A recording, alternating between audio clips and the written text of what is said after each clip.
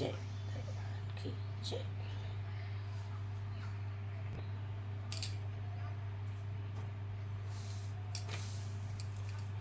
गीता का प्रथम अध्याय कल हमने पढ़ा था कि भीष्म पर्व के 24वें अध्याय पर संजय ने युद्ध संबंधी बातें धृतराष्ट्र को सुनाई।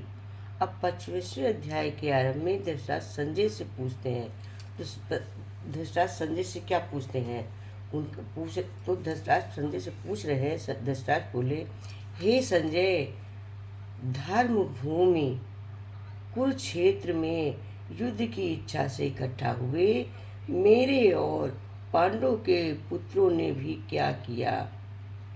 ये क्वेश्चन धृतराष्ट्र ने पूछा। धृतराष्ट्र ने ये कहा या इस प्रश्न को पूछा, तो अब इसकी व्याख्या है। धर्म क्षेत्र कुरुक्षेत्र में देवताओं ने यज्ञ आदि कार्य होने से तथा कुरु की तपस्या भूमि यज्ञ किया था।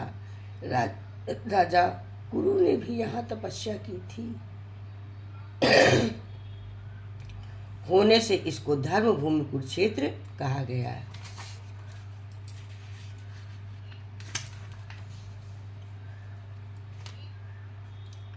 यहाँ धर्म क्षेत्र और कुरुक्षेत्र पदों में क्षेत्र शब्द देने का धृतराष्ट्र का अभिप्राय है कि ये अपनी कुरुवंशियों की भूमि है।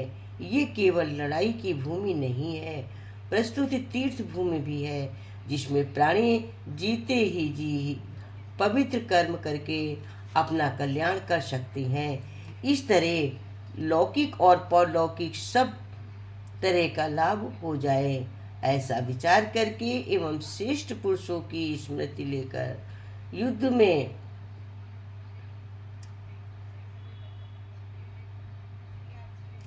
श्रेष्ठ पुरुषों की स्मृति लेके, सहमति लेके, उनकी बातें समझकर युद्ध के लिए भूमि चुनी गई है।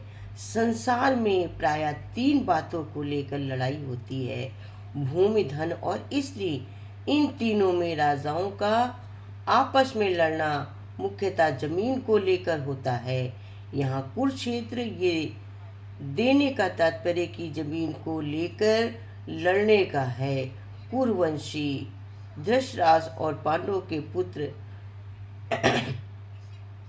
सब एक हो जाते हैं। कुरुवंशी होने से दोनों का कुरुक्षेत्र में अर्थात राजा कुरु की जमीन पर समान हक लगाता है, इसलिए दोनों जमीन के लिए लड़ाई करने आए हुए हैं।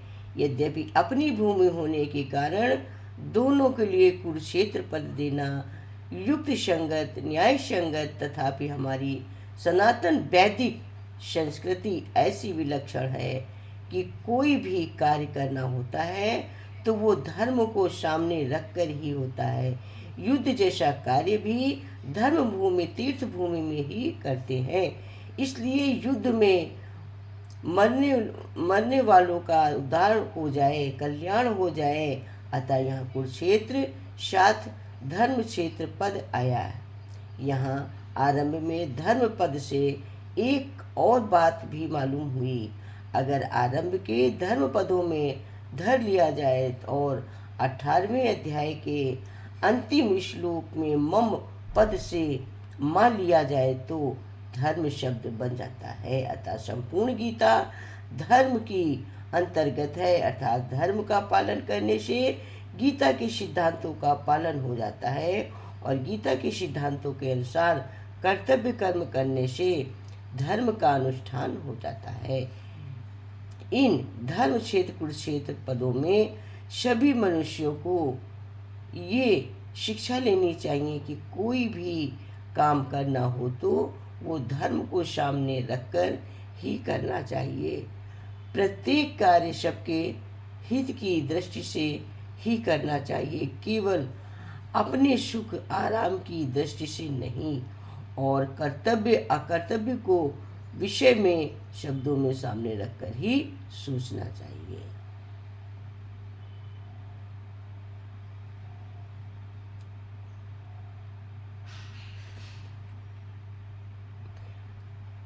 समवेता राजाओं के द्वारा बार बार संधि का प्रस्ताव रखने पर भी दुर्योधन संधि करना स्वीकार नहीं किया। इतना ही नहीं, भगवान श्री कृष्ण कहने पर भी पुत्र दुर्योधन स्पष्ट कह दिया कि बिना युद्ध के मैं तीखी सुई की नेक जितनी जमीन भी पांडवों को नहीं दूंगा। तब मजबूर होकर पांडवों ने भी युद्ध करना स्वीकार किया है। इस प्रकार मैंने पुत्र और पांडुपुत्र दोनों ही सेनाओं की सहित युद्ध की इच्छा इकट्ठे हुई है। दोनों सेनाओं युद्ध की इच्छा करने पर दुर्योधन युद्ध की इच्छा विशेष रूप से थी। उसका मुख्य उद्देश्य राज्य प्राप्ति का ही था।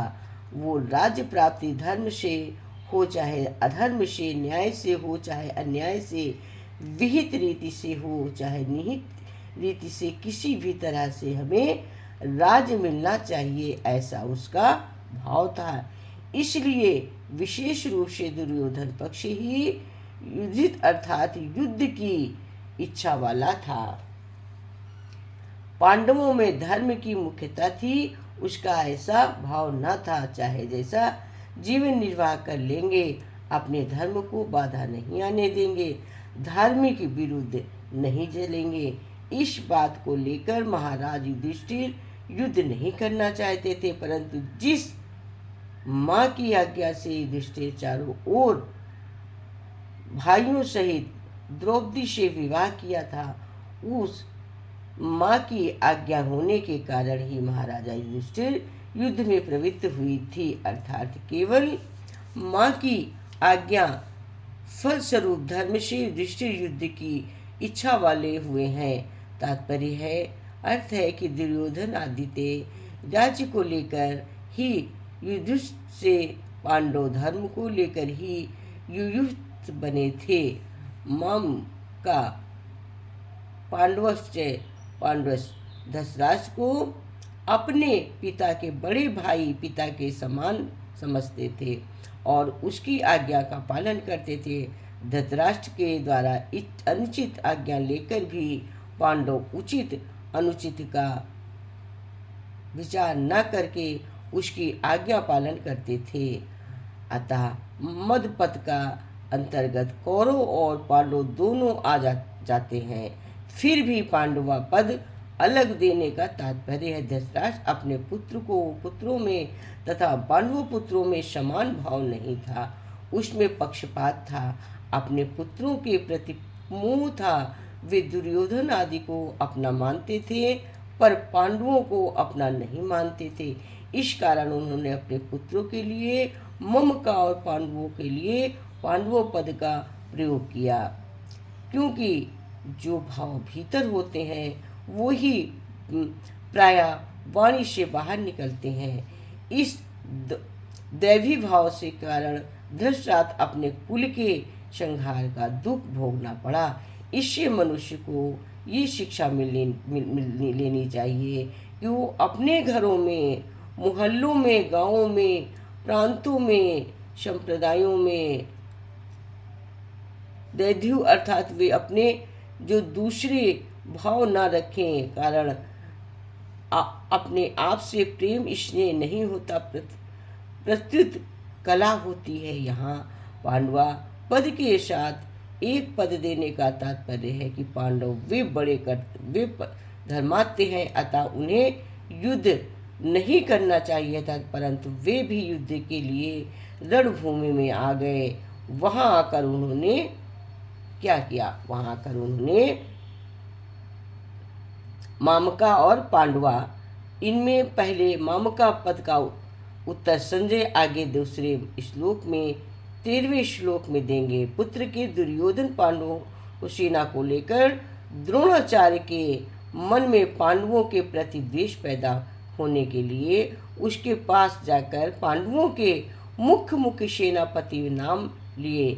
उसके बाद दुर्योधन अपनी सेना के मुख्य योद्धाओं के नाम लेकर उसके रण कौशल आदि में प्रशंसा की।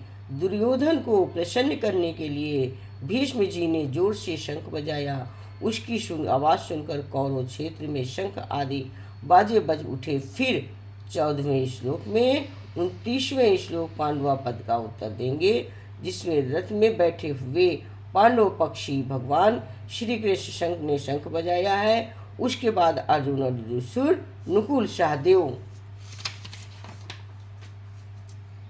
आदि ने अपने अपने शंख बजाए हैं, जिसमें दुर्योधन की सेना का हृदय दल हो गया है। उसके बाद भी संजय पांडवों की बात कहते कहते 20वें श्लोक तक श्री कृष्ण और अर्जुन के संग का प्रसंग कर देंगे। किम शब्द के 3 अर्थ होते हैं, विकल्प, निंदा और प्रश्न। युद्ध हुआ कि नहीं हुआ, इस तरह का विकल्प हो यहाँ लिया जा सकता है, क्योंकि 10 दिन तक युद्ध हो चुका है और वो भीष्म जी को रथ में गिरा देने के बाद संजय हस्तिनापुर आकर धृतराष्ट्र को वहाँ की घटना सुना रहे हैं। मेरे और पांडवों के पुत्रों ने ये किया जो कि युद्ध कर बैठे, उनके युद्ध नहीं करना चाहिए था। ऐसी निंदा या अपेक्ष भी यहाँ नहीं किया जा सकता है, क्योंकि युद्ध तो चल ही रहा है और धृतराष्ट्र भीतर भी अपेक्षापूर्वक पूछने का भाव नहीं था। यहाँ किम शब्द का अर्थ प्रश्न लेना ठीक बैठता है। धृतराष्ट्र संजय से भिन्न भिन्न प्रकार की छोटी बड़ी भाव सब घटनाओं को अनुक्रम से विस्तार पूर्वक ठीक ठीक जानने के लिए प्रश्न कर रहे हैं।